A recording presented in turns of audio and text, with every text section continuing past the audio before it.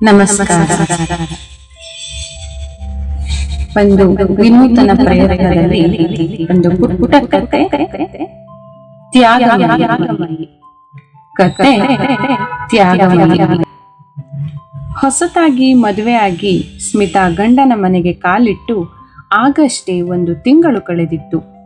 ಹೊಸ ವಾತಾವರಣಕ್ಕೆ ಹೊಂದಿಕೊಳ್ಳಲು ಸ್ವಲ್ಪ ಕಷ್ಟವೇ ಆಗಿತ್ತು ಸ್ಮಿತಾಳಿಗೆ. ಅಲ್ಲಿ ತವರಿನಲ್ಲಿ ಮುದ್ದಿನ ಕಣ್ಮಣಿ ಆಗಿದ್ದಳು ಸ್ಮಿತಾ. ಕೇಳಿದ್ದು ಕೊಡಿಸುವ ಅಪ್ಪ, ತುತ್ತು ಮಾಡಿ ಉಣಿಸುವ ಅಮ್ಮನ ಅಕ್ಕರೆ, ಮುದ್ದು ಮಾಡಿ ಪ್ರೀತಿಗರೆಯುವ ಮನೆ ಮಂದಿ, ಹೀಗೆ ಎಲ್ಲರ ಅಚ್ಚುಮೆಚ್ಚಿನ ಮುದ್ದಿನ ಕೂಸು ಸ್ಮಿತಾ. ಕಾಲೇಜು ಮುಗಿದ ಬಳಿಕ ಸದಾ ಅಮ್ಮ ಹೇಳ್ತಿದ್ರು, ಮನೆಗೆಲ್ಸ ಕಲ್ತ್ಕೋ, ನೀನೆಷ್ಟು ದೊಡ್ಡ ನೌಕರಿ ಮಾಡಿದ್ರೂ ಹೆಣ್ಣಿಗೆ ಕೆಲಸ ಕಾರ್ಯಗಳ ಅರಿವಿರಬೇಕು.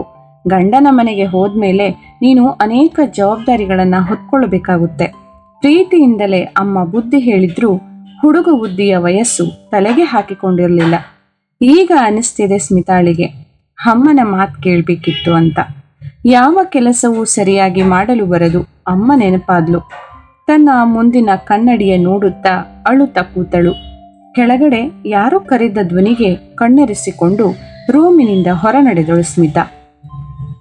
ಸ್ಮಿತಾ ಹೊರ ಹೋದದ್ದನ್ನು ನೋಡಿದ ಕನ್ನಡಿ ಬಾಚಣಿಕೆಯ ಬಳಿ, ಪಾಪ ಸ್ಮಿತಾ, ಅವಳು ನನ್ನನ್ನೇ ನೋಡ್ತಾ ಅಳ್ತಾ ಕೂರುವುದನ್ನ ನೋಡಿ ನನಗೆ ಸಹಿಸ್ಕೊಳ್ಳಾಗದು. ಈ ಹುಡುಗಿ ನಗ್ನಗ್ತಾ ಇರುವ ಕಾಲ ಯಾವಾಗ ಬರುತ್ತೋ ನಾ ಕಾಣೆ ಎಂದು ಕನ್ನಡಿ ನಿಟ್ಟುಸಿರು ಚೆಲ್ಲಿದರೆ, ಕನ್ನಡಿ, ಹೆಣ್ಣು ಮಕ್ಕಳ ಹಣೆಬರಹ ಹೀಗೆ ಅಲ್ಲವೇ?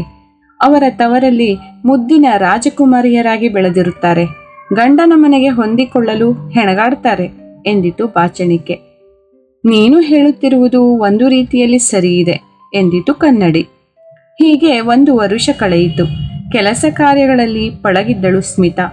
ಗಂಡನ ಮನೆಯಲ್ಲಿ ಎಲ್ಲರೂ ಪ್ರೀತಿಯಿಂದ ಕಾಣುತ್ತಿದ್ದರಾದರೂ ಅದು ತವರ ಪ್ರೀತಿಗಿಂತ 1 ತೂಕ ಕಡಿಮೆಯೇ ಎಂದೆನಿಸುತ್ತಿತ್ತು. ತವರಲ್ಲಿ ಇವಳು ಹೇಳಿದಂತೆ ನಡೆಯುತ್ತಿತ್ತು, ಗಂಡನ ಮನೆಯಲ್ಲಿ ಅವರು ಹೇಳಿದಂತೆ ಇವಳು ನಡೆಯಬೇಕು ಅಷ್ಟೇ. ಸೊಸೆ ಪಟ್ಟವೇ ಹಾಗಲ್ಲವೇ? ತಗ್ಗಿ ಬಗ್ಗಿ ನಡೆಯಬೇಕು. ಖುಷಿ ಇರಲಿ ದುಃಖವಿರಲಿ ಕನ್ನಡಿ ಮುಂದೆ ಕುಳಿತು ಕೈಯಲ್ಲಿ ಬಾಚಣಿಕೆ ಹಿಡಿದು ತನ್ನಷ್ಟಕ್ಕೆ ತಾನೇ ಮಾತನಾಡಿಕೊಳ್ಳುತ್ತಿದ್ಲು ಸ್ಮಿತಾ. ಅದು ಅವಳ ದಿನಾಚರಿ ಕೂಡ ಆಗಿತ್ತು. ಏ ಬಾಚಣಿಕೆ, ಬೇಗ ಎದ್ದೇಳು, ಇನ್ನು ನಿನ್ನ ನಿದ್ದೆ ಮಂಪರ್ ಹೋಗಿಲ್ವಾ ಅಂತ ಕನ್ನಡಿ ಸ್ವಲ್ಪ ಜಬರ್ದಸ್ತಿನಿಂದ ಬಾಚಣಿಕೆನ ಎಬ್ಬಿಸಿತು. ಅಯ್ಯೋ, ಏನ್ ಗೋಳು ನಿಂದು ಕನ್ನಡಿಯೇ, ನನಗೆ ನಿದ್ದೆ ಮಾಡೋಕ್ಕೂ ಬಿಡಲ್ಲ ನೀನು ಎಂದು ಆಕಳಿಸುತ್ತಾ ಕಷ್ಟದಿಂದ ಕಣ್ಣು ಬಿಟ್ಟು ನೋಡಿತು. ಏಯ್ ಗೂಬೆ, ಅಲ್ಲಿ ಬಾಗಿಲು ಬಳಿ ನೋಡು ಎಂದು ಕನ್ನಡಿ ಬಾಚಣಿಕೆಗೆ ಕೂಗಿ ಹೇಳಿತು. ಏನಿದೆ ಅಲ್ಲಿ ಅಂತ ಬಾಚಣಿಕೆ ಕುತೂಹಲದಿಂದ ನೋಡಿದ್ರೆ ನಂಬಲು ಅಸಾಧ್ಯವಾದರೂ ನಂಬಲೇಬೇಕು. ಸ್ಮಿತಾಳ ಗಂಡ ಸ್ಮಿತಾಳನ್ನ ಎತ್ಕೊಂಡು ರೂಮಿನ ಒಳಗೆ ಬಂದು ನಿಧಾನಕ್ಕೆ ಅವಳನ್ನ ಮಂಚದ ಮೇಲೆ ಕೂರಿಸ್ದ. ಹಾಗೆ ಸ್ವೀಟ್ ಬಾಕ್ಸ್ ತೆಗೆದು ಮೈಸೂರು ಪಾಕ್ ತುಂಡೊಂದನ್ನ ಸ್ಮಿತಾಳಿಗೆ ತಿನ್ನಿಸಿದ. ಸ್ಮಿತಾ ಖುಷಿಯಿಂದ ಗಂಡನ ಹೊರಗಿದ್ಲು. ಇದನ್ನೆಲ್ಲ ನೋಡಿ ಕನ್ನಡಿ ಮತ್ತು ಬಾಚಣಿಕೆ ಇಬ್ಬರು ಆನಂದ ಬಾಷ್ಪ ಸುರಿಸಿದ್ರು. ಸ್ಮಿತಾಳ ಗಂಡ ಅವಳ ಕೆನ್ನೆಗೊಂದು ಹೂ ಮುತ್ತು ನೀಡಿ ರೆಸ್ಟ್ ಮಾಡು ಎಂದು ಎಚ್ಚರಿಸುತ್ತಾ ಕೆಳಗಿಳಿದು ಹೋದ. ಇತ್ತ ಸ್ಮಿತಾ ಎಂದಿನಂತೆ ಕನ್ನಡಿ ಮುಂದೆ ಕುಳಿತು ತನ್ನ ಪ್ರವರ ಶುರು ಮಾಡಿದ್ಲು. ಅಬ್ಬಾ, ಎಷ್ಟು ಖುಷಿ ಆಗ್ತಿದೆ ಗೊತ್ತಾ ನನಗೆ, ಹೇಳಲಾರ್ದಷ್ಟು. ಇವತ್ತು ಬೆಳಿಗ್ಗೆ ತಲೆ ಸುತ್ತಿ ಬಿದ್ದುಬಿಟ್ಟೆ. ಅದಕ್ಕೆ ಇವರು ಆಸ್ಪತ್ರೆಗೆ ಕರ್ಕೊಂಡು ಹೋಗಿದ್ರು. ಡಾಕ್ಟರ್ ನನ್ನ ಚೆಕಪ್ ಮಾಡಿ ನನ್ನ ಹೊಟ್ಟೆಯಲ್ಲಿ ಪುಟ್ಟ ಪಾಪು ಬೆಳೀತಾ ಇದೆ ಅಂದ್ರು. ಅಂದ್ರೆ ನಾನು ತಾಯಿ ಆಗ್ತಾ ಇದ್ದೀನಿ. ಇವರಿಗೆ ಎಷ್ಟು ಖುಷಿಯಾಗಿದೆ. ಗಂಡ ಅತ್ತೆ ಮಾವ ಎಲ್ರಿಗೂ ತುಂಬಾ ಖುಷಿಯಾಗಿದೆ ಗೊತ್ತಾ. ಅವರೆಲ್ಲರೂ ತೋರಿಸ್ತಾ ಇರೋ ಪ್ರೀತಿ ಕಾಳಜಿಯಿಂದ ಗಂಡನ ಮನೆಯು ತವರಿನಂತೆ ಭಾಸವಾಗ್ತಿದೆ. ಖುಷಿಯಿಂದ ಇನ್ನು ಏನೇನೋ ಬಡಬಡಿಸ್ತಾ ಇದ್ಲು ಸ್ಮಿತಾ. ಅವಳ ಹಿಡಿಯಲಾರದ ಖುಷಿ ನೋಡಿ ಕನ್ನಡಿ ಮತ್ತು ಬಾಚಣಿಕೆಗೆ ಸಂತಸವಾದರೂ ಒಂಥರ ಸಕ್ಕರೆ ಇಲ್ಲದ ಕೇಸರಿ ಬಾತಿಂದ ಅನುಭವ. ಅಂದ್ರೆ ತಮ್ಮ ವಂಶದ ಕುಡಿ ಚಿಗುರುತ್ತಿರುವ ಸಂತಸ, ಆ ಕುಡಿಯನ್ನು ಜೋಪಾನ ಮಾಡಿಕೊಳ್ಳುವ ಹಂಬಲ. ಇವಳನ್ನ ಇಷ್ಟು ಕಾಳಜಿಯಿಂದ ನೋಡಿಕೊಳ್ತಿದ್ದಾರೆಯೇ ವಿನಃ ಇವಳ ಮೇಲಿನ ಪ್ರೀತಿಯಿಂದಲ್ಲ. ಯಾವಾಗಲೂ ಕೆಲಸ ಮಾಡಿದ್ದೇ ಸರಿಯಾಗಿಲ್ಲ ಎಂದು ಸುಡುಗುಟ್ಟುವ ಅತ್ತೆ ಕೂಡ ಮಗಳಂತೆ ನೋಡಿಕೊಳ್ಳುತ್ತಿದ್ದಾರೆ ಅಂದರೆ ಕಾರಣ ಅವಳು ತಮ್ಮ ಮೊಮ್ಮಗುವನ್ನು ಹೆತ್ತು ಕೊಡ್ತಿದ್ದಾಳೆ. ಅವಳ ಎಲ್ಲ ತಪ್ಪನ್ನು ಮನಸ್ಸಿ ಬಿಡುತ್ತಾರೆ. ಕಾರಣ ಅವಳೀಗ ಗರ್ಭಿಣಿ. ಅವಳ ಎಲ್ಲ ಬೇಕು ಬೇಡಗಳನ್ನು ಪೂರೈಸುತ್ತಾರೆ.